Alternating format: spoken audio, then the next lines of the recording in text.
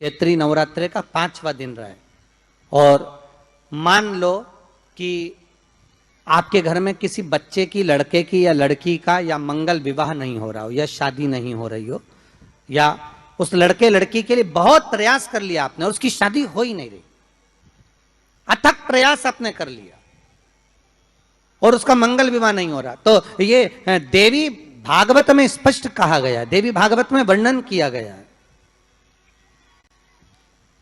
देवी भागवत में वर्णित किया गया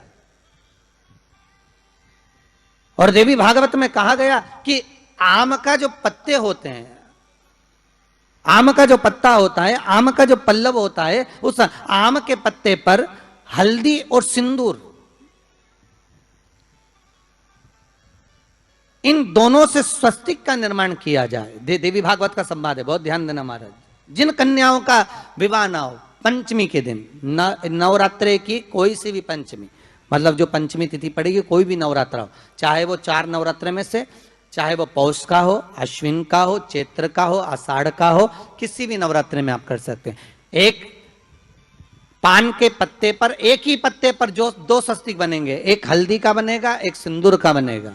बस अंतर इतना है, जो हल्दी का स्वस्तिक है उस पर कंकु के चावल अर्थात रौली के चावल, रौली कुंकू के चावल रखना है, और जो सिंदूर का है उस पे हल्दी के चावल रखना है। इतना रखकर जिस लड़का लड़की का विवाह नहीं होता उसकी हथेली पर रखकर उसका नाम और गोत्र बोलकर महाराज उसको ले जाकर नीम के पेड़ के नीचे उसको रख दिया जाता है। मात्र 3.5 या 4 महीने ऐसे रहते हैं जिसके अंदर उस लड़का लड़की का विवाह पक्का हो जाता है। जिसका विवाह नहीं होता केवल उसी के लिए। इतनी महत्वता कलश की महाराज। जिनके घर में ज्यादा रोग हो, बीमारी हो, ज्यादा तकलीफें आ रही हो, कष्ट बढ़ रहा हो, बीमारियां बढ़ रही हो, या भय लग रहा हो, डर लग रहा हो, हृदय चित्त में कहीं ना कहीं आपको भय का भान हो रहा हो, तो 1 लोटा पानी, एक कलश में जल भर कर रख लीजिए और रात भर उसको रखे रहने दो। नवरात्र चल रहा है, उस कलश को रात भर रखकर सुबह सुबह उस कलश में एक बेलपत्र डालकर उस जल को नीम के पेड़ के नीचे, जहां नवरात्रि में नीम के पेड़ के नीचे सारी विद्याएं, आद्य शक्तियां,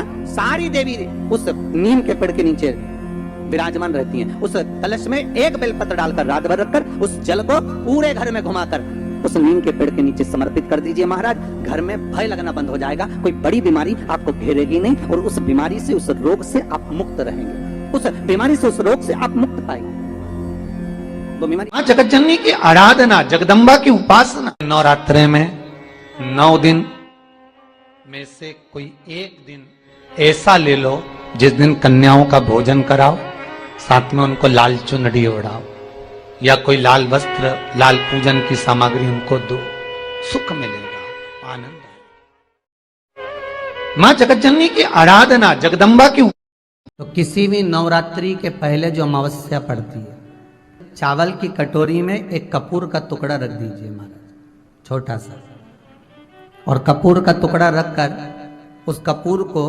दरवाजे के बाहर कटोरी में ही, चावल रखी हुई कटोरी में ही उसको पितरों का स्मरण कर कर जला दीजिए। और जलाने के बाद उस चावल को कहीं भी किसी भी वृक्ष की छांव में पक्षियों के लिए डाल दीजिए। शिव महापुराण की कथा कहती है, अगर मान लो पितर आपको कष्ट दे रहे हैं, पितर आपको तकलीफ दे रहे हैं, कोई काम नहीं होने दे रहे हैं, या कहीं आपको ऐसा लगता है कि पितरों का दोष है, तो वो पितृ दोष देवी, अब ये जो आप करेंगे ये कब कर रहे हैं? अमावस्या के दिन आप उसको रख रहे हैं। अमावस्या के दिन उसको रखकर रात भर आपने रखा कपूर के साथ में, सुबह एकम पड़ गई, नवरात्रि लग गई, उसी दिन उसको जला। का मतलब क्या होता है? केवल 9 दिन तक देवी की आराधना कर लो, नंगे पैर ले लो, थोड़ा सा साबूदाना का फरियाल कर लो, मोरधन, चिप्स, पापड़ ये खा लो, या किसी देवी जी के मंदिर में जाकर नंगे पैर झंडा उठा के, ध्वजा उठा के, चुंदड़ी पकड़ के माता जी के मंदिर तक चले जाओ। क्या केवल नवरात्रि का मतलब यही है? या फिर कहीं गरबा हो रहा हो तो गरबे में चले जाओ, क्या नवरात्रि का मतलब केवल यही है? या घर में जोत लगा लो, नवरात्रि का मतलब यही है? घर में जवारे बो दो, नवरात्रि का मतलब क्या यही है? घट स्थापना कर दो, क्या नवरात्रि का मतलब केवल यही है? अगर नवरात्रि का मतलब जानना है तो आपके मन में विचार आना चाहिए कि ये नवरात्रि केवल घट स्थापना के लिए नहीं होती है, ये नवरात्रि हमारे भीतर एक नारी के सम्मान के लिए प्रकट होती है कि नारी का सम्मान कैसे होना चाहिए। नवमी के दिन कन्याओं का भोजन कराओ या नवमी के दिन कन्याओं का भोजन कराओ, पर देवी भागवत तो कहती है, देवी भागवत तो वर्णन करती है कि पहले नवरात्रे से लेकर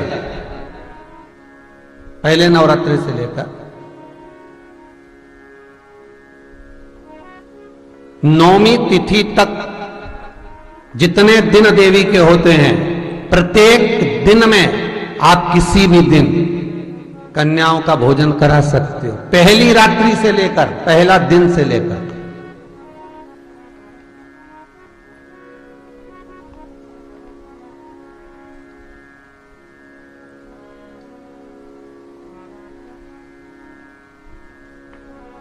नवरात्रि मालूम है कब से लगती है?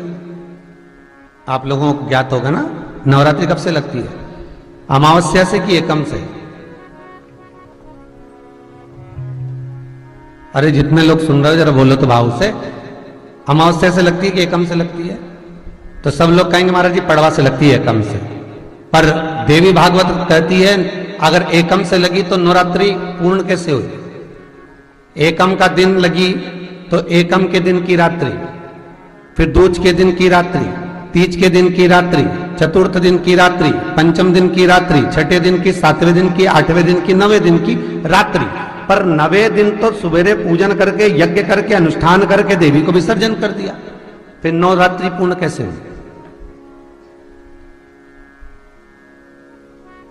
नवरात्रि की पूर्णता होती है अमावस्या की रात से गिनी जाती है। कौन से दिन से गिनते हैं? अमावस्या की रात्रि, फिर एकम की रात्रि, फिर दूज की रात्रि, ऐसे गिनते गिनते अष्टमी की रात्रि तक और नौमी के दिन सुबह तक या दोपहर तक या शाम तक, जब तक आप यज्ञ ना करें तब तक ये 9 रात्रियां पूर्ण गिनी जाती हैं महाराज देवी भागवत के हिसाब से। पूर्णता में गिनी जाती। अब हमने कन्या भोजन का जो क्रम बनाया, अष्टमी के दिन करा देंगे, नौमी के दिन करा देंगे, इस तिथि को करा देंगे, पर भाव देखिए, शास्त्र कहता है भूखे को भोजन जब कराइए जब उसको भूख लगी हो।